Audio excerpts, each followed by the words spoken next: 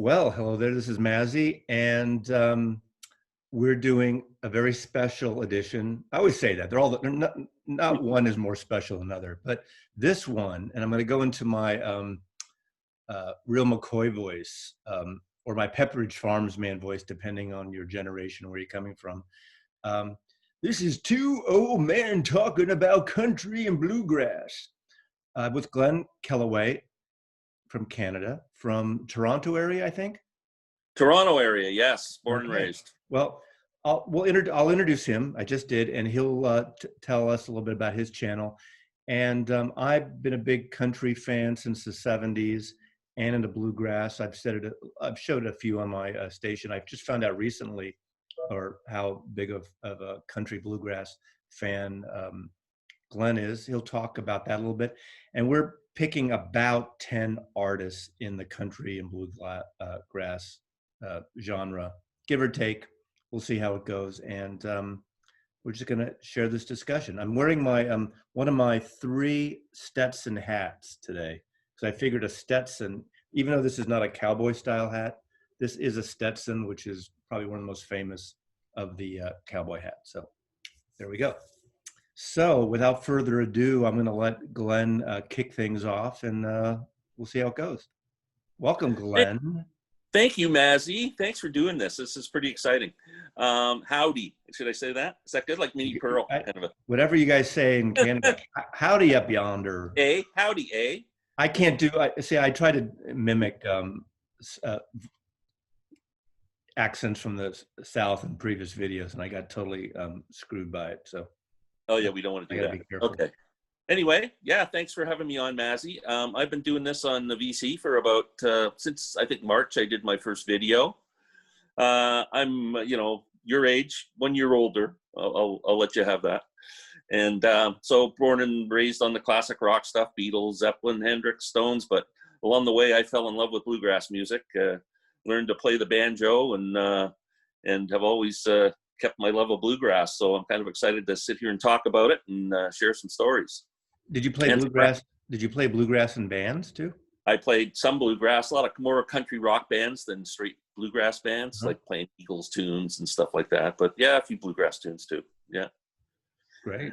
Yeah. There are lines on the mirror, lines on her face, Life in the Fast Lane.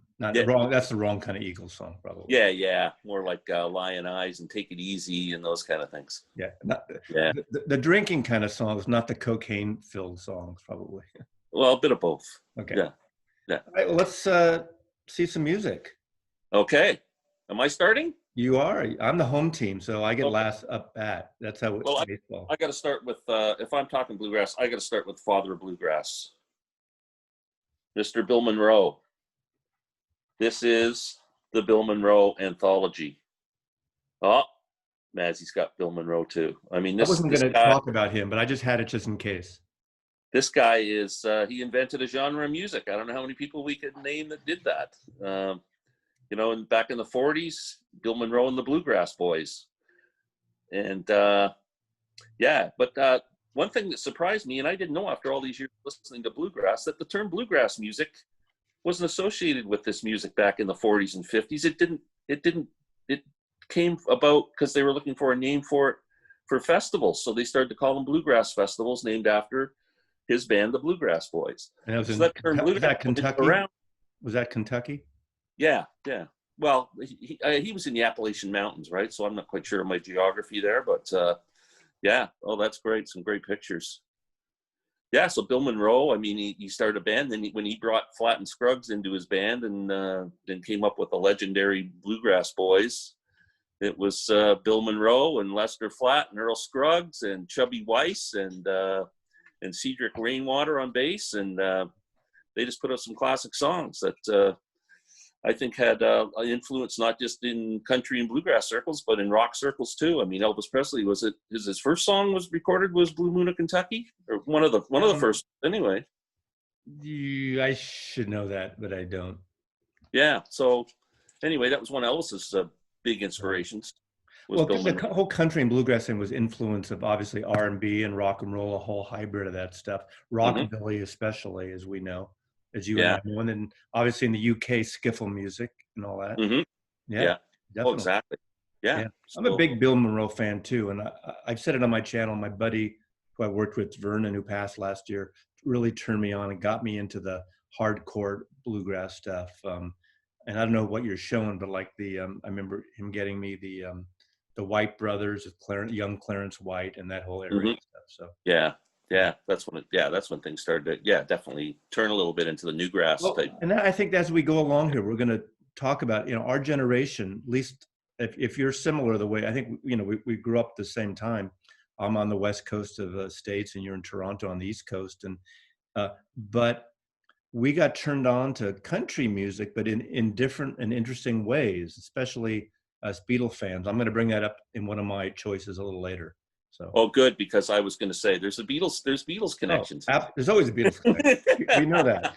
I mean, I'm and if prepared for there's that. not, we make it up and just say it. And if Mazzy says it's so, it's so. Even though someone in my comments will tell me I made a mistake, which I do frequently, and it's okay. Well, let's see if I'll we cop came to up it. with the same connections. It'll be interesting. Yeah.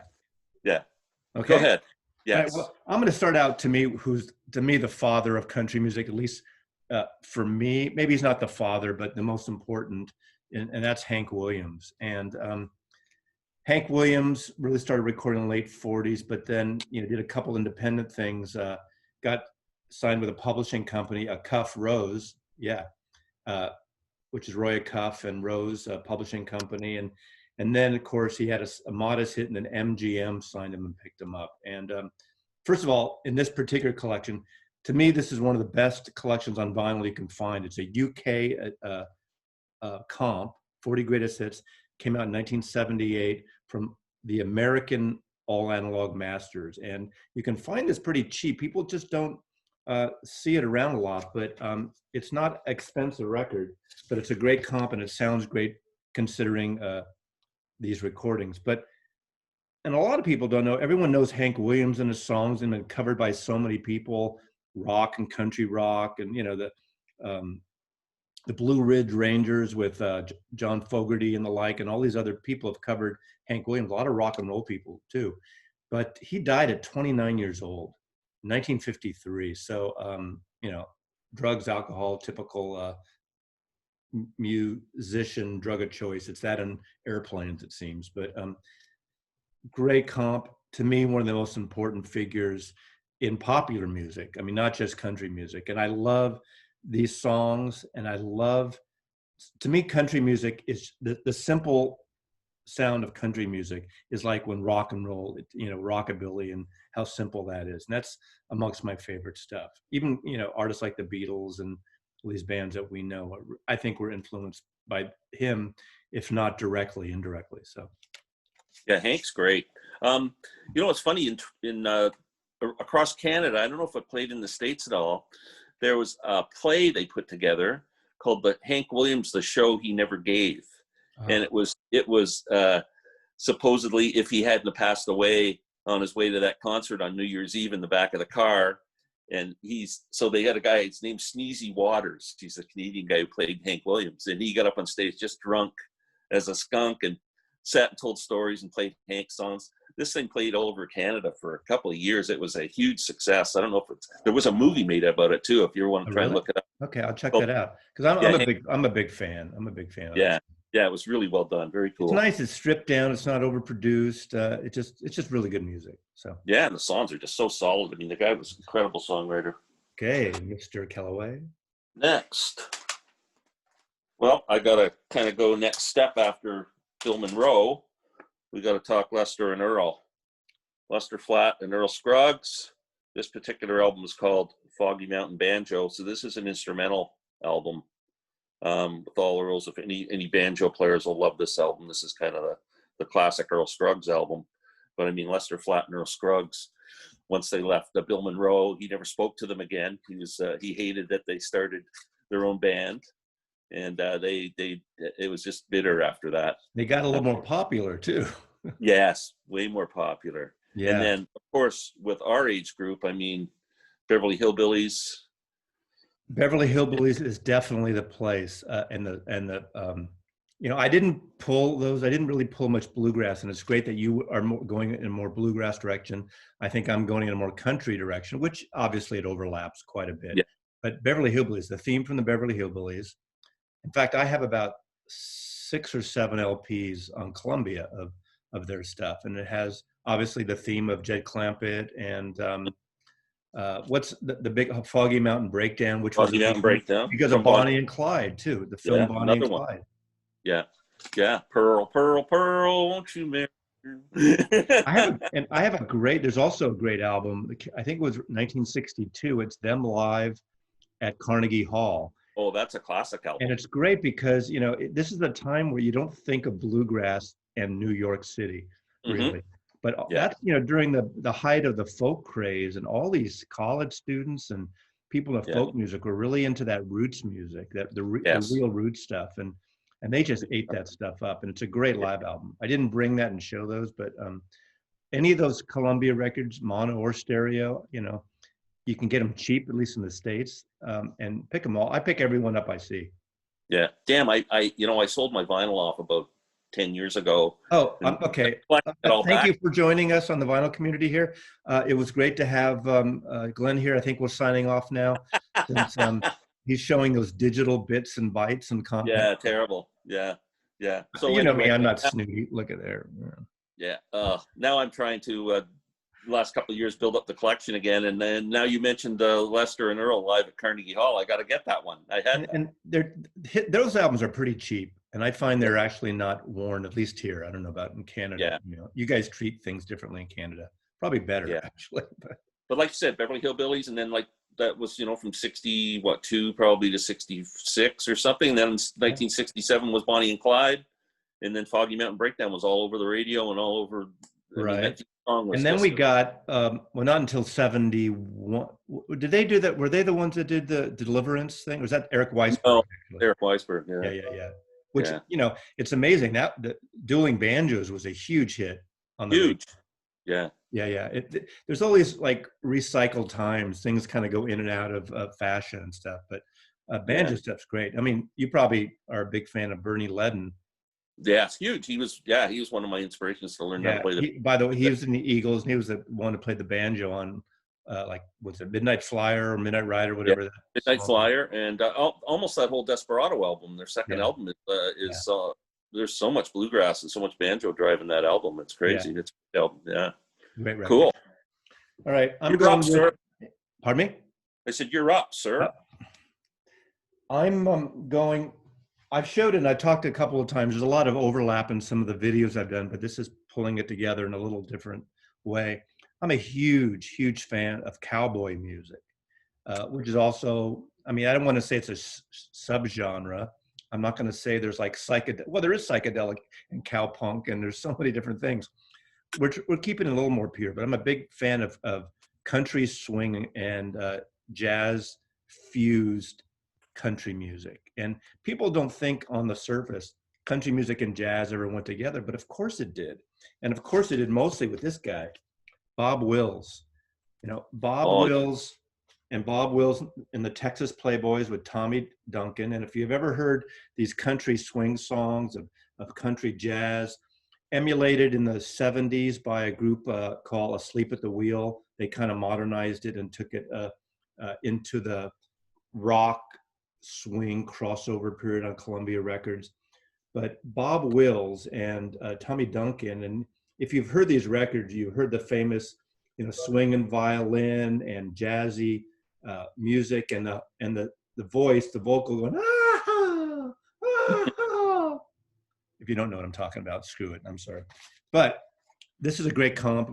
I know you like to show CDs, but this is Bob Wills and his Texas Playboys. Great music, swing. It really takes from like the big bands from the 40s and 50s and brings it into the country realm. Love this stuff a lot. So I'm going next with Bob Wills. I think everyone who watches my channel, Bob Wills could be if you don't like country music, this might be a good introduction. If bluegrass is too twangy for you, or some country music is too, that Telecaster guitar is too plucky, or whatever you want to call it. This is great because it's a bit jazzy. So I'm going with Bob Wills and the Texas Playboys. That's awesome.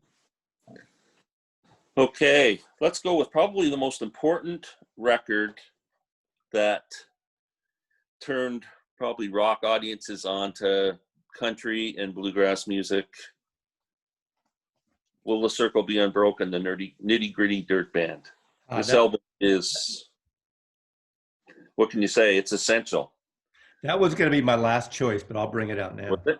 Okay, yeah. I mean, this kind of brought the Nitty Gritty Dirt Band, who was more of a folk rock band, I guess, at the time, together with Mama Maybelle Carter and Roy Acuff and Merle Doc Travis. Watson. Doc Watson. That's the first time Doc Watson and Merle Travis had ever met. And Doc named his son Merle after Merle Travis. And then they tell the story on the record meeting at the studio. And I saw them at the boarding house during this series of shows in San Francisco. That's on my bucket. I got to get that yeah, set. In the 70s, they did a week's whole show there. Great. Wow. Did you ever see Doc? Or I saw that one of those shows. Oh, did you? Oh, yeah. Cool. They played like 6 or 7 nights in a row.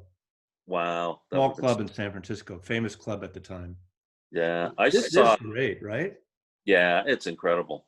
Incredible. What's great about this, there's some studio chatter in between songs, and there's a looseness to it. This was a 3-record set on vinyl, and it's Earle Scruggs, Vassar Clements on violin, Norman Blake. So it really mixes the generations, right? It did. It did totally mix the generations, and was a hugely successful album. Definitely worth getting. In a number of years later. Sequel too. I have the sequel here somewhere. I don't have a sequel. The sequel is more modern artists.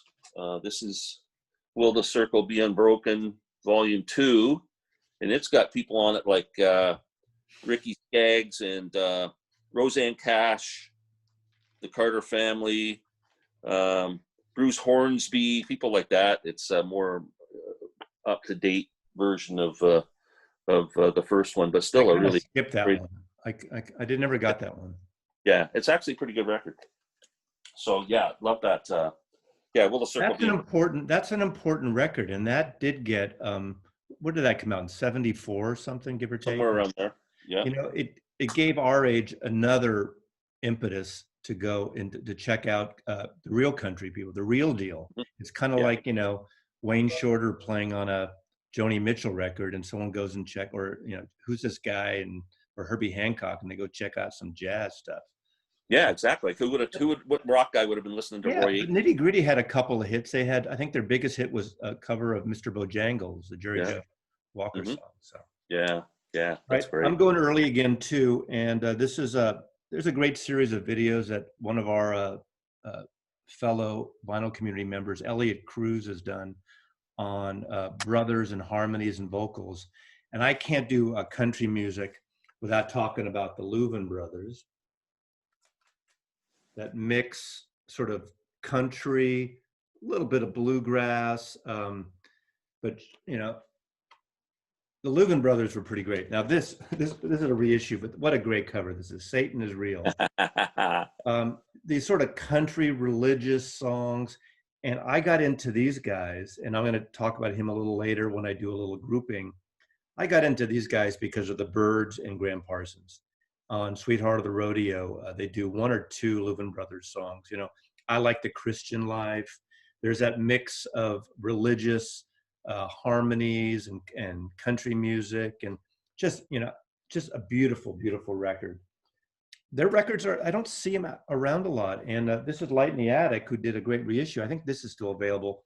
But this one is a really great comp. Well, first of all, look at that picture of the Louvin brothers. That's killer. I mean, I think right away, that's great.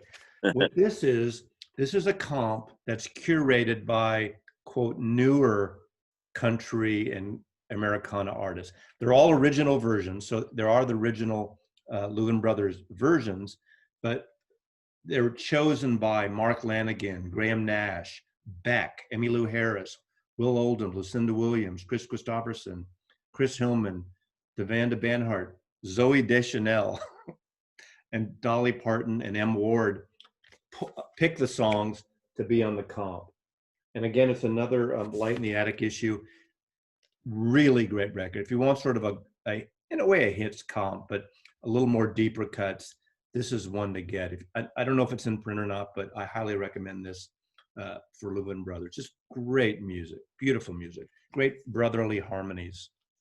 That's great. I'm assuming the Everly Brothers were inspired by the Leuvens. Oh, I'm sure. You know, I've always wanted to do, and I've done little pieces of it, the whole brotherly harmony thing. I mean, Mm-hmm. you know, again, L.A. Cruz has done it more the traditional artist, but Everly Brothers, and as we know, who do they influence?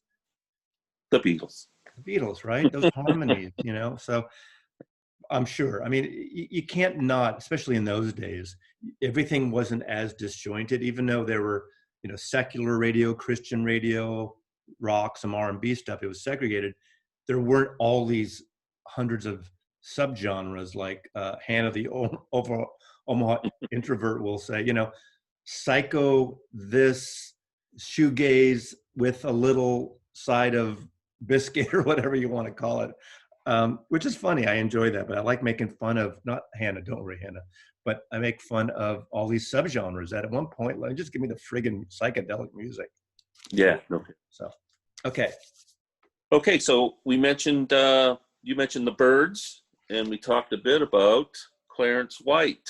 So this was another thing that kind of opened the rock audience's eyes to country and bluegrass. Clarence White may have been the first bluegrass guitar player that didn't play rhythm guitar.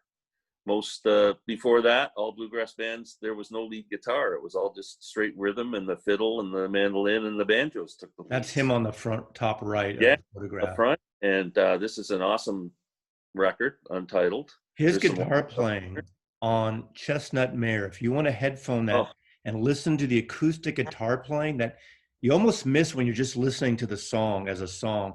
But when you start listening, and I'm talking to you, Bob Bradley, from the Bob Bradley channel, listen headphones to Clarence White's acoustic guitar on Chestnut Mare. Maybe you already have, but it's to me one of the most beautiful things on this planet Earth. Awesome. Yeah. And also, you know, I didn't pull his records because I thought about pulling him. He was in my showcase on my top guitar players because I love his guitar playing. But I got turned on to him years after the Byrds album. My friend turned me on to the Kentucky Colonels. Yeah, he was a member of the White Brothers were in that. Mm-hmm. And again, those of you of an age like the two of us here, early episode of the Andy Griffith Show, they play. He's a young boy on it. They're in jail, and the Kentucky Colonels or the White Brothers are playing live. Remember how Andy Griffith used to play his guitar and sing too? Yeah. On that episode on YouTube with Clarence White. Unfortunately, was it a year or two after the Byrds split up? He died. He was loading equipment in the back of his car, and he got hit by a driver, you know, while he on the back, and died. Yeah, sad. One more, just to sneak one more in with. Oh, you can do as many. The Byrds live. Fillmore. I believe that one is with Clarence White, right? Yes. That whole period, you know, I wish they went on and continued because they got to be a little bit of a jam band and a little more psychedelic. Yeah. They did their country stuff, the rootsy stuff, and then they did their 18-minute versions of 8 Miles High with all this jammy stuff with 12-string Roger McGuinn and Clarence. It was really great. I love that period of the band. It was a different band, obviously, than David Crosby, Chris Hillman, but I think as important. Yes, I agree. Yeah. That's going to push me on. I pulled this. I was going to do these later, but this is a grouping. I can do this because it's my channel, and you can do groupings too if you want. So, but this is the one I mentioned earlier. This is Sweetheart of the Roadie, the Byrds album, 1968. This basically is considered possibly the first country rock record. It wasn't really called it then. Around the same time, the Beau Brummels put an album out called Bradley's Barn, almost the exact same time within a few months, which is also country. Both records flopped. This was not a hit. People didn't get it. Graham Parsons is on it, but there's a whole situation where some of Graham's lead vocals were taken off or put back in the mix, and Roger McGuinn had to sing the main vocals, or his versions were released on the original album because of some contractual stuff. This is a record store version, record store day edition from I think 2 or 3 years ago that emulates the CD expanded, that has both versions. It has all the Graham Parson lead vocals and the Roger McGuinn lead vocals. So this is, I remember buying the original record of this, and I liked it, but I didn't really totally get it, country music. But it has Louvin Brothers songs. It has I'm a Pilgrim, Christian Life, Hickory Wind, the great song written by Graham Parsons. And since I'm doing this in terms of the groupings, I can't do that without crossing over to country rock, but Graham Parsons. And Hickory Wind is also on this record. And to me, an important artist. Is he the important artist in country rock? Probably not. Obviously, dying young is good for your career in terms of, you become this literally grievous angel here. Especially when someone steals your body and takes it into the desert and burns it. He had a deal with this roadie that he wanted to be burned at Joshua Tree. So there's actually a great interesting independent film with Johnny Knoxville playing the roadie, and they steal his coffin, and not a great movie, and because of this, my other one I'm going to show, just because it's the same family on this record. This is his second solo record. He did GP, was his first one. On both records has the beautiful harmonizing of this woman, Emmylou Harris. I have everything of Emmylou Harris. She might be my favorite female vocalist. I love her to pieces. I love her records. This stuff's beautiful. Not a songwriter in her own right, but great interpreter. This is great, and just because I'm showing that on totally opposite side of the coin, this is the record. I love that. Totally different for her. Produced by Daniel Lanois. It made her, it kind of resuscitated her career to a different audience, but it has those Daniel Lanois crunchy productions, but in a beautiful way. It's some Neil Young covers and other things. It's a gorgeous record, very different than this. It has like Merle Haggard songs and Graham Parsons songs and a Beatles song. There's a Beatle connection. She does For No One on here. So that was my groupings based on your Birds selection. So now I'm going to hand it over to Glenn again. Okay, so Clarence White turns everything around for guitars, and then all the young long-haired hippies our age start to get into this music a little bit, and people start playing bluegrass music with a rock and roll attitude. The Newgrass Revival. The original band was Sam Bush on mandolin and did most of the vocals, and Chris Birch, I think his name was, and Courtney Johnson was the banjo player who sadly died at a young age. But this band's incredible. If you're not a fan of bluegrass music but want to kind of test the waters, I strongly suggest this is the band you would start with. They do, like I said, they have a rock and roll attitude. I mean, their first albums, they did Great Balls of Fire as a bluegrass song. There's one of their albums where they play I'm Down by the Beatles, which they do an incredible version of. And the Newgrass Revival, I mean, just an incredible band. They've probably got, half a dozen albums out. Sam Bush still puts out his own solo albums. He's got a great band, the Sam Bush Band, and Bela Flack, and was joined the band after Courtney Johnson passed away. And they just rock, these guys. You just reminded me by saying that I'm Down, that I didn't pull it, but I love the album. There's a couple albums by Dillard and Clark, which is Gene Clark from the Byrds. They do a great cover of the Beatles' Don't Let Me Down, kind of a country version, which is really beautiful. I mean, you could just do a whole friggin' thing on the Byrds and the Subbirds and the country things, and Clark and Dillard and Clark and Graham Parsons, Emmylou Harris, and Chris Hillman and his whole thing. I mean, it's like that literally family tree that you used to see in album covers. Great stuff. I pulled ahead of time this because I don't know if you pulled this guy, but when you said the Newgrass Revival, that's a really important thing, I think, for the audience to understand. This term came about called Newgrass. And I could be wrong, but it seems to me it came about because of this guy. Absolutely. John Hartford. One of my heroes. Whether you know his name or not, John Hartford probably is most famous for a song that was covered by Glenn Campbell. And the song by Glenn Campbell is Gentle on My Mind. He wrote that song, won Grammys, huge hit. Great banjo player, guitar player. Yeah. I mean, he died like, I think in his 50s or something. He died about 7 or 8 years ago of cancer, unfortunately. Yeah, he around late 50s. Yeah, too bad. This is more of his standard stuff. It's so funny when you think about it. This probably came out in 1967, and you can see by the record label trying to do that psychedelic type a little bit, making it a little like wonky. It's not a psychedelic record at all, and not even a crossover record. This is the one that's probably the Newgrass. You know, he brought in the whole hippie movement with Newgrass. This is called Aeroplane, and this is on some Warner Brothers. Yeah, Warner Brothers. Look at that. This is the #1, I think, in the world, essential roots, acoustic, bluegrassy album, whatever you want to call it. This is #1 for me. I just love this album. I could turn people off to say if bluegrass merged with Captain Beefheart, but that's probably the wrong way to say it. There's only because there's this kind of parody song called "Hey Babe, You Want a Boogie." Yeah. Which is No, this is a great record. If you see this record, pick it up. And great produced by David Bromberg. That's right, David Bromberg, who I did not pull, but should be mentioned definitely. Did you pull him? I didn't. I should have. Okay, well, David Bromberg played with Bob Dylan, and the last time I saw him was about 8-9 years ago at the Fillmore in San Francisco, and Jorma Kakkonen from Hot Tuna and the Airplane opened up and they played together. There we go. He wasn't far away from my playlist.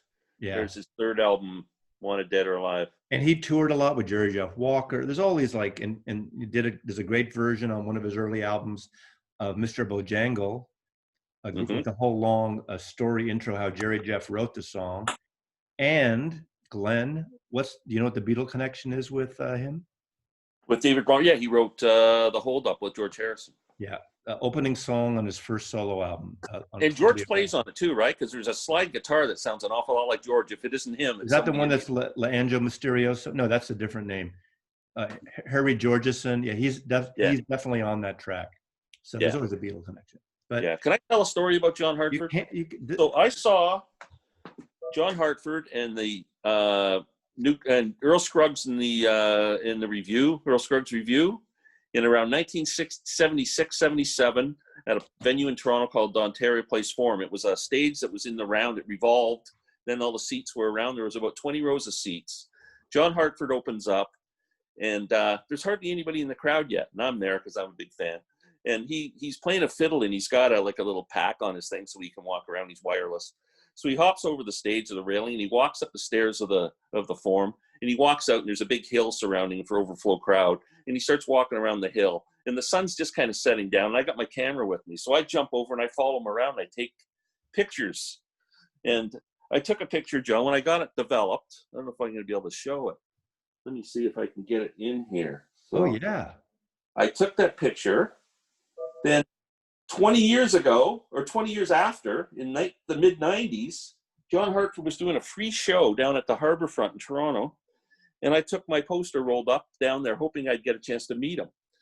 And sure enough, there was hardly anybody around. So I snuck out backstage, and he's just sitting in a room by himself.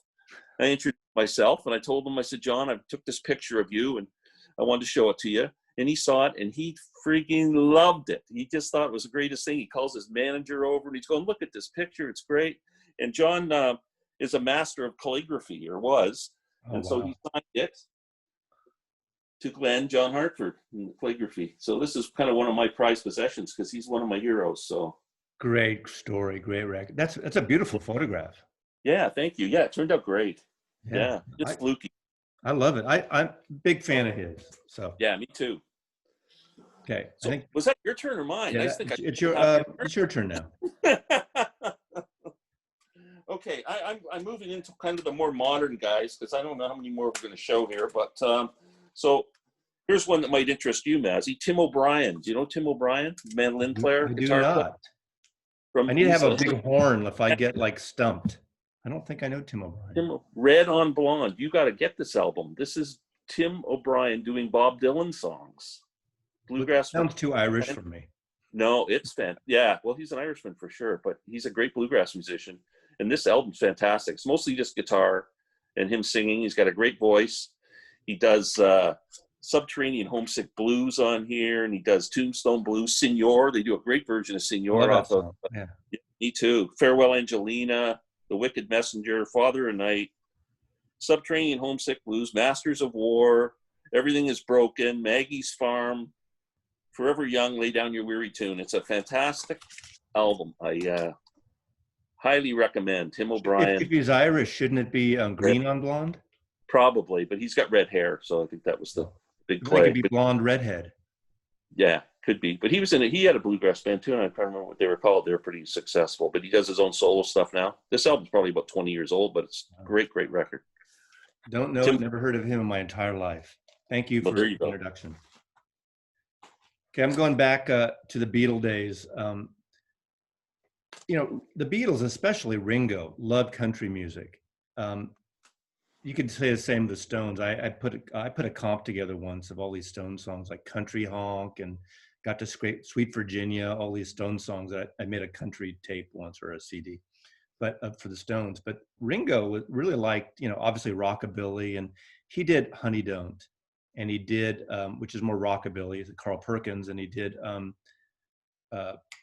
They're Gonna Put Me in the Movies, Act Naturally. Act Naturally was not written by, but the big hit was by Buck Owens.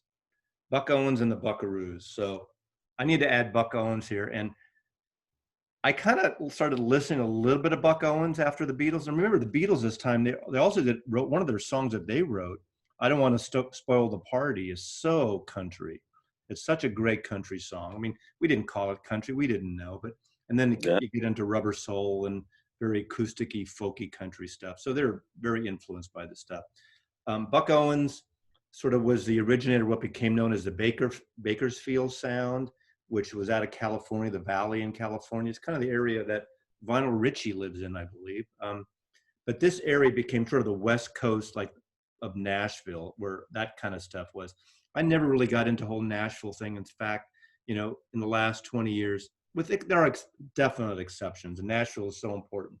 But that whole slick pop thing, that when country became really big in the 80s and 90s, it was a little too slick. But this stuff was great. Buck Owens and the Buckaroos.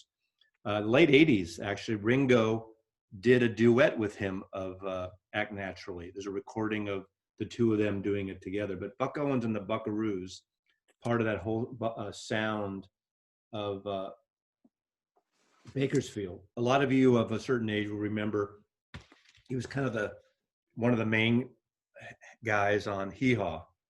I was going to mention Hee Haw after you were finished. Yeah. Yeah.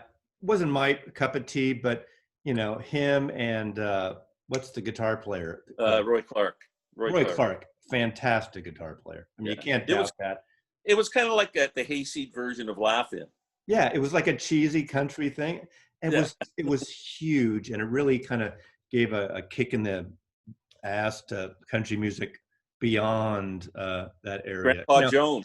Yeah, I mean, there's a little bit of that snobbery of, you know, country music being being country music, not the city music. But a lot of people in the city, like myself, really love this kind of stuff. So, That's awesome.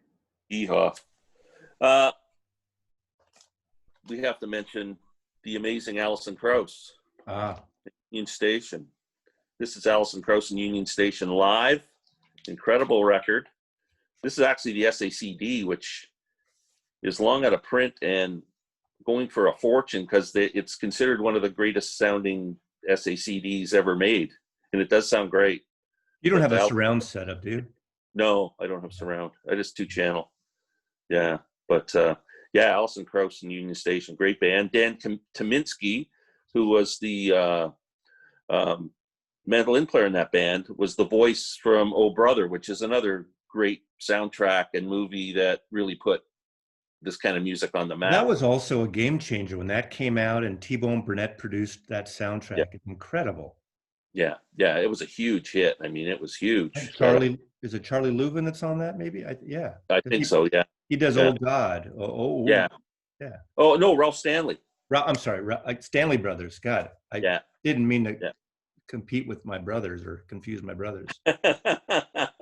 Right. Ralph Stanley is amazing in that. Yeah, incredible. But Alison Krauss and Union Station, essential actually, and then also she did the album with Robert Plant. Yeah, which was a big success. Also produced by T-Bone Burnett. Yeah, awesome. Yeah, so Alison Krauss. Okay, well, I cannot talk about country music, and again, there's going to be a link below here to Glenn's channel, all the way up in Canada. If you pay a little extra, you can link to his thing in Canada, because I think it costs extra. Canadian dollars, the exchange rate's a little messed up. But also, I would be remiss. Oh, if you have other suggestions, put them down there. These aren't necessarily the greatest country or bluegrass people of all time. These are who we picked today, right? Right. Exactly. But to me, one of the greatest country artists who did cross over to younger and rock fans in the '90s was the Man in Black, and that's got to be Johnny Cash. This record I pulled out first. I got 3 records here. I'm going to briefly show Johnny Cash to showcase different parts of his entire career. Obviously comes up from the $1 Million Quartet and then the early stuff, exactly.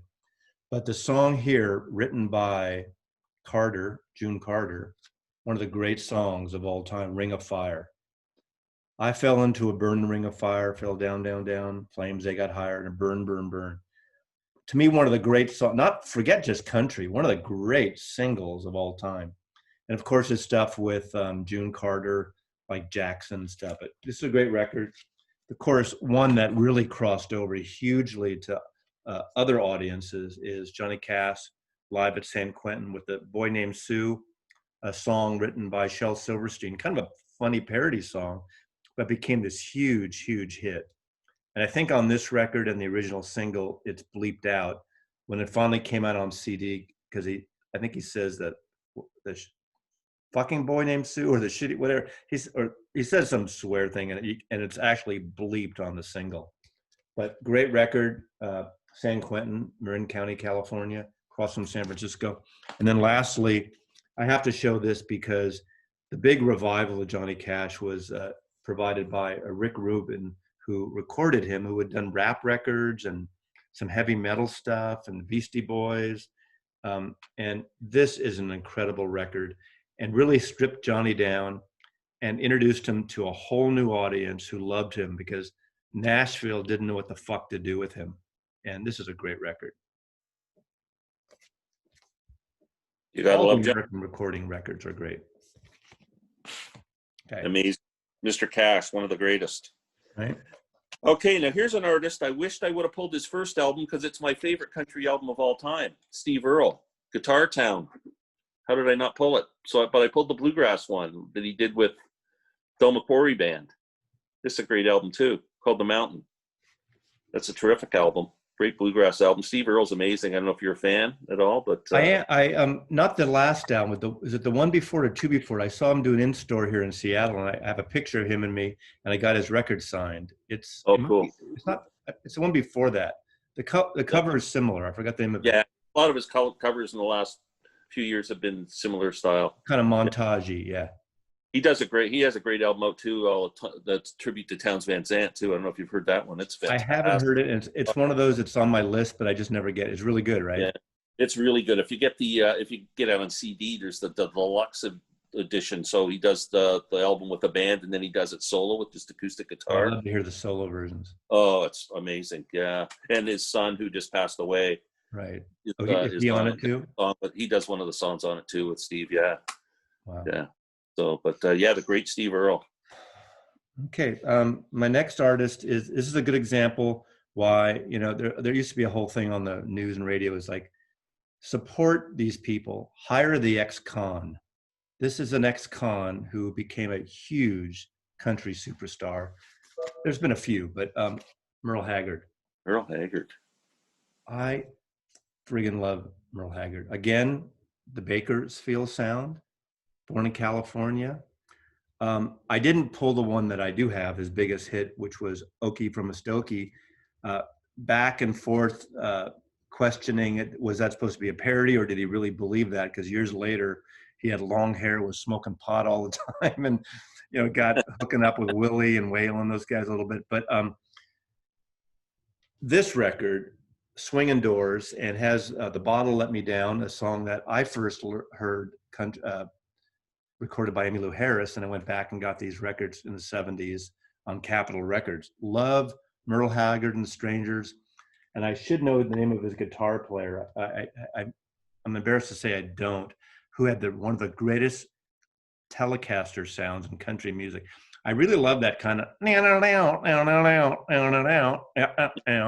the Telecaster in country music, and in this one especially too. I'm a Lonesome Fugitive. I'd like to settle down, but they won't let me. A fugitive is like a Rolling Stone. My mama, what's the lyric? I love this lyric. My mama used to pray my crops would fail. How could your mother pray that your crops fail? What kind of mother is that, right? My mother used to pray my crops would fail. I'm a lonesome fugitive. And he actually was in the audience at one of Johnny Cash's prison shows when he was incarcerated. But great song. I'm a lonesome fugitive. Great Merle Haggard. Okay, I would be remiss if I don't bring a San Francisco connection in this. Uh-oh. How about Old and in the Way? Jerry Garcia. I'm sure all the Jerry Garcia. I saw those guys. They turned us on to a lot of bluegrass. He was a big banjo player.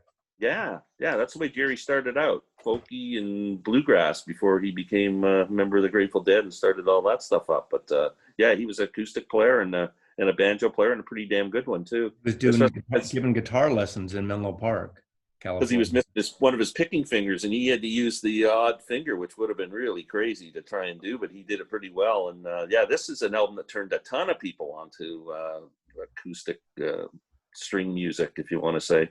Yeah, great album with Peter Rowan and Vassar Clements, David Grisman. So those records you do with David Grisman are great. Incredible. Yeah. Incredible. Yeah. It sounds so good too. If you want like audio recordings, they are so well recorded. The Grisman ones on his, I forgot the name of his label. Disc. Lazy disc. Dog? No. Something disc. Something dog. Dog disc. Dog. Something like that. Yeah. But all great albums. They're all great. There's the one he does when with Tony Rice and David Grisman and Jerry Garcia, when Jerry and Tony just meet for the first time and they start noodling away and talking. That's great. Awesome. Great stuff.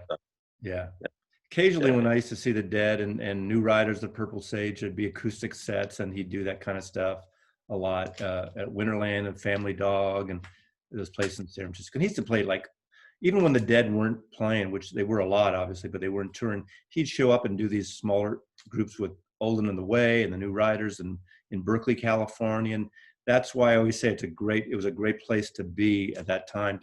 You could see these bands for $3 or $4 and just last minute things at bars, really bigger bars. Did you ever get to see him at Sweetwater or something with Grisman? I did. Yeah.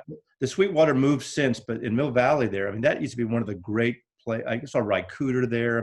They had a lot of, it was a musician's place at that point, especially in the 70s and into the 80s. A lot of musicians were living in Marin County, which is right across the Golden Gate Bridge. The Dead up there, Bill Graham had a house out there, Huey Lewis even, all those other things. The Youngbloods in the 70s would, lived out in Point Reyes, California, Lima, California, which is on the coast.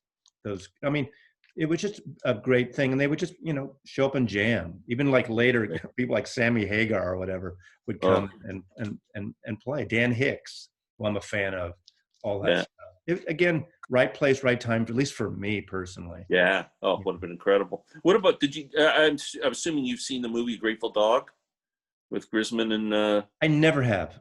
Oh, you got to see that movie. It's great. It's all just the whole story of how Grisman and Jerry met at a bluegrass festival in the 60s and became friends and started playing together. And then they kind of went their own separate ways and then met up again in the late 80s, early 90s and started making all these records that we were talking about.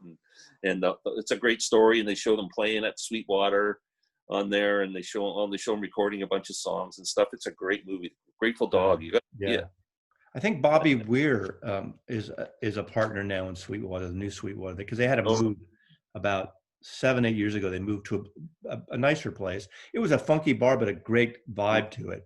But they moved, and I think Bob Weir is one of the investors, and he, you know, shows up and plays a lot with Bobby and whatever their latest incarnation, Midnights or whatever the latest Bob, jammy thing is. So kind of cool. excellent. I got three more groups, but or give or take. But I'm going to one of my favorites is Porter Wagoner, because Porter Wagoner probably wrote the most beautifully depressing, drug-fueled, drunken songs of any other country artist, in my opinion. And look at these covers. These covers are so freaking out there. This one's called "The Cold Hard Facts of Life." And basically the song is about this guy, and he's driving home from being on the road. He can't wait to see his wife again. He pulls into a liquor store parking lot, gets in line, buys a bottle of liquor. He's standing behind a guy who's buying the most expensive bottle. And he says, I want something really good. We're going to have a party tonight. Her husband's away. Gets out in the car, drives away. The protagonist gets in his car, is driving home. He just happens to be behind the car of the guy in front of him. The guy in front of him pulls into his driveway. And so he walks in on his wife and lover, and basically kills them. Typical great country song. But it's a great country song. He's written songs about drinking. He has record covers where he's sitting like the rummy like a homeless drunk on the steps. But Porter Wagoner, the thing about Porter Wagoner, he discovered someone pretty amazing. He had a TV show in America in the late 60s, and the woman he discovered who was on his show all the time was this little lady, Dolly Parton. So I'm just going to throw Porter Wagoner and Dolly Parton. They did a bunch of records together too. And then just because of that, I'll just stick this in there, Dolly Parton. That's my triumvirate right here of Dolly Parton, Porter Wagoner. Porter Wagoner, to me, is very important in country circles. Yeah, Dolly's had a bit of a career, I would say. Yeah, big career. Put it mildly. Yeah. Here's one I don't know. And again, I'm going to bring up the Dylan connection here. Old Crow Medicine Show, who were kind of famous for doing really the first version of the song Wagon Wheel, which the guy from Hootie and the Blowfish had a big hit with, but they had kind of the roots song of it. But they're big Dylan fans, and they did this album a couple of years ago, recorded live at the Ryman. 50 Years of Blonde on Blonde came out in 2017 as a 50th anniversary salute, and it's the whole album done in bluegrass. Wow. It's a great frickin' record. Great album. They really did a great job on these songs. But the old Crow Medicine Show, 50 Years of Blonde on Blonde. Terrific album. Are they still together? Are they still around? Yeah, they're still together. Yeah, they just put an album out, actually, I think. I think I've seen that cover, but I didn't know anything about it. Yeah, it's a really excellent album. Fun to listen to. Okay. They do a good job. Another one of my favorite 70s, 1975 albums, Honky Tonk. I love Honky Tonk. I mean, in a way, Honky Tonk really started with Hank Williams too, but this one, Gary Stewart, Out of Hand. Gary Stewart died too young as well, had a drinking thing, but he had this is an amazing country record. If you ever see this one, pick it up. Great song in here that was a huge hit is She's Acting Single, I'm Drinking Doubles. And again, has that great kind of twangy Telecaster sounding guitar, drinking thing. He's got this like amazing country warble, like a vibrating vocal, and it's really beautiful. To me, this is a perfect album from start to finish. And 1975, RCA Records. He had about 2 or 3 records really good at this period in RCA, and they were hits for RCA. So Gary Stewart, Out of Hand, important record, I think. Just really good. Charlie McCoy on harmonica, a great country artist as well. So there you go.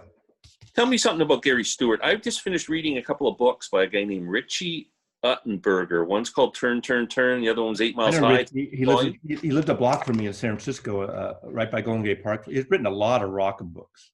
Yeah, those two books were great, but they mention Gary Stewart. Yeah, Well, a lot I in don't the know what book. his connection was to rock exactly, although a lot of rock people got into him and crossed over at the time, like in the 70s, the Eagles and that kind of stuff. Yeah, But he didn't really get over. I mean, the guy who hired me at the record store would play this a lot and turn me on to this. And we just played this all the time. And it was just a great, you know, this is before the whole Austin. Well, this is about the time the whole, which I'm going to show next, actually. I'm giving it away, but after my next round is that whole, you know, the Austin scene and that whole, you know, what do you call it? Not renegade country. all country or not all country. Well, Willie and Waylon. Come on, I just busted myself. Outlaw. Outlaw country. We'll get to that on my next showing, which is my grouping. But it was just when that was really kind of just starting to really get big in America.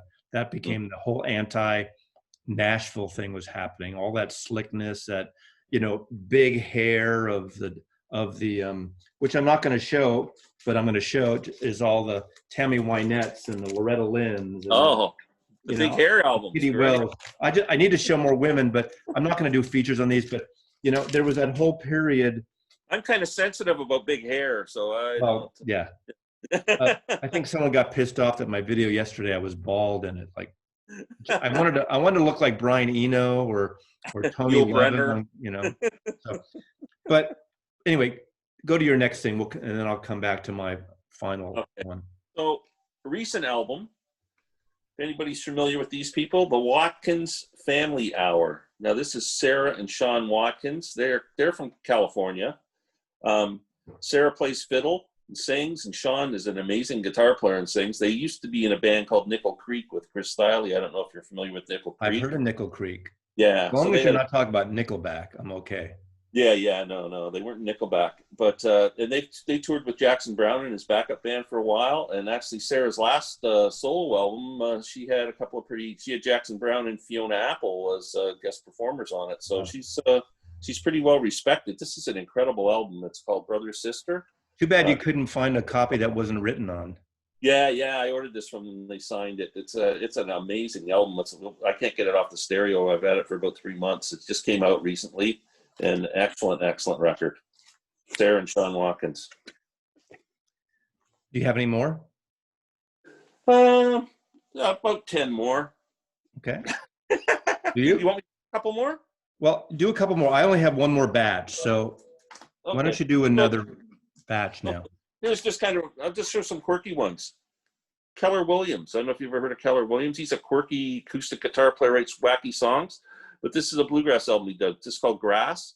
And he does bluegrass versions of Another Brick in the Wall, Mary Jane's Last Dance, the Tom Petty song. He does Loser, the song by Beck. And wow. He does, when he's doing it, he changes it to the Grateful Dead version of Loser, too. So he incorporates them both. It's really Jerry cool Garcia, album. or yeah. Yeah. So Keller Williams Grass. It's interesting choice of songs. Yeah. Excellent album. Just there's no banjo in it or anything. It's just guitar and bass, basically. So yeah, great album. You have the floor, my friend. Okay, my final offering is a batch, and again, it's those guys in Austin. The what he just said. Outlaws. The Outlaws. Now, I'm going to show two Willie Nelsons because these are my two all-time favorite Willie Nelson albums. When he left his final record for Atlantic Records, which I got this is like a promo copy I got when it came out. I friggin' love this record. There is a great expanded box set of this, Phases and Stages, the RCA years, which is amazing on CD. But to me, this is somewhat of a concept album, Phases and Stages. It goes through the whole theme of phases and stages, the song in different variations of it throughout the album. And it's, to me, this is what turned me on, got me into Willie Nelson.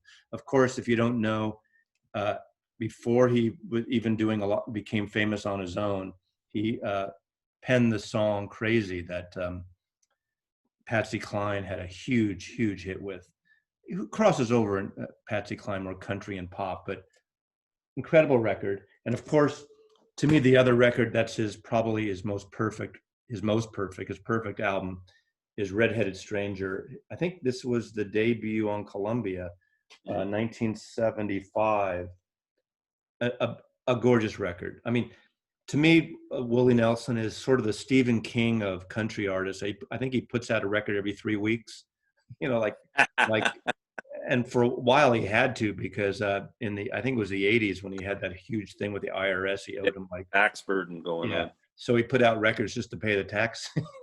He would make money to get taxed, to make more money to pay the IRS, the settlement. But we shouldn't talk that kind of personal stuff. Great artist. Great person, when he goes and he's getting up there. I saw him 3 years ago here in Seattle. I'd seen him in the 70s and the 80s, and he was great still, but he kind of walks us through. I mean, he's good, but he doesn't have that little extra thing that he plays this great guitar. I forgot the guitar's name. Acoustic guitar with the big hole in it. It's like a 3/4 inch acoustic guitar, and it's got a hole in it. And there's a great video on YouTube somewhere of the guy that kind of fixes a guitar, keeps it healthy, but they never fix that friggin' hole in it. It's just, it's his thing. But this is a gorgeous record. But because of the Outlaws, the other guy, which to me is as important, again, died way too young, is Waylon Jennings. And Austin, Texas, Lukenbach, Texas, a song on here. And Are You Ready for the Country? Great records on RCA. And then one of the biggest selling records at the time, that became one of the biggest selling country records that crosses over amongst them, was this, The Outlaws. And this is Willie, Waylon, Tom Paul Glaser, and Jesse Coulter, who was married to Waylon Jennings. And it was a huge hit, kind of like a super group in a way, but just a wonderful record. I can't say enough about this, but this whole period of time in the mid to late 70s, this group of artists, especially Willie and Waylon, could do no wrong. They would put out things, and they put out a lot of music at that time, and it just had a great vibe to it. And it was like it brought rock and roll people into the whole country, and also you could add on Jerry Jeff Walker and just an amazing artist, And then, Desperados, Waiting for a Train. Who wrote that song? Come on, no. Anyway. Guy Clark. Guy Clark. All those artists, and Guy Clark, and the other one that everyone loves, Townes Van Zandt. Those guys didn't sell records then. I have a couple of records. They weren't selling, but they became these cult artists, 20, 30 years later. And I don't mean cult. All of a sudden, the Americana group caught wind of their songs, and they were around there a long time. But it wasn't until the last 20 years that those guys really became popular to younger performers, and the Americana and South by Southwest crowd and that whole thing was happening. I think it's really important. So all the power to him. Same with John Prine. John Prine records weren't huge records. He had a cult following, and now look at it. I mean, he's sort of like this deity. Is it deity or deity? I don't know either, but he is one. Yeah, he is, and rightly so. He well deserved, but he didn't sell a ton of records on his records in the 70s. But he was a great songwriter. People always love him. I used to work for the Mariposa Folk Festival and Performer Services, just making sure the performers got to their stages and from the airport to their hotels and whatever. And I knew I was going to see John Prine. He was playing that week, and I knew I was going to get a chance to talk to him for a few minutes. And I had his first CD. It actually was my cousin's, so I took it from my cousin's place. The first CD, they just released them on CD, his first album. And I took it, and I said, John, will you sign this for my cousin Paul? He's a big fan. And he goes, yeah. And he looks at it and he goes, first time I've seen it. And it was the cheapest. It was just like one of those fold-over ones with no information inside it or anything. And he was making such fun out of it. He's like, look at how much respect they got from me. Look at that cheesy CD. Right. but he got a big kick out of it. Yeah, so I was the first one to I show John. love that people have discovered, younger. I know a lot of younger people who are just love John Prine and Guy Yeah, Clark and Townes Van Zandt, and even these country. Everyone loves Willie Nelson, right? yeah, And absolutely. a lot of these people. I mean, Yeah, some of them have got into Lubin Brothers. I mean, we don't hear this big revival of some of these artists, but Gary Stewart doesn't have this big revival. Different kind no. of artist, different kind of thing, but an important record. But everyone, Graham Parsons, die young, and he left his mark. He could be a real asshole too, but he got hooked up with the Stones, and Yeah, Wild Horses supposedly is written about him by the Stones. But yeah, it's crazy.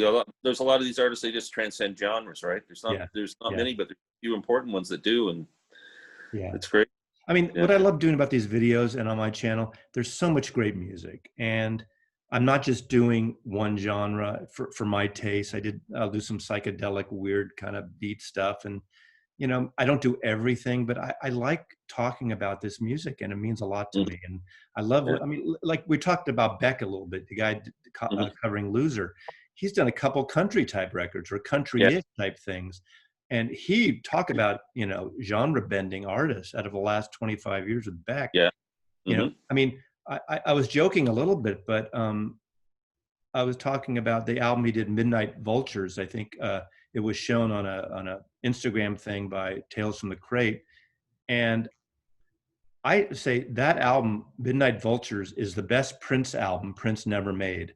It Oh, sounds like and it's true. It it's the best Prince album. Prince albums made in 25 years probably. yeah, It's funk. It's not on vinyl apparently. Oh, I think it came out originally, but it's really rare. It needs to be reissued. But when these great artists pull from different genres and make these records, I think it's really wonderful. So hmm I'm glad we got yeah. a chance to showcase this. Are you going to close out with a little banjo thing?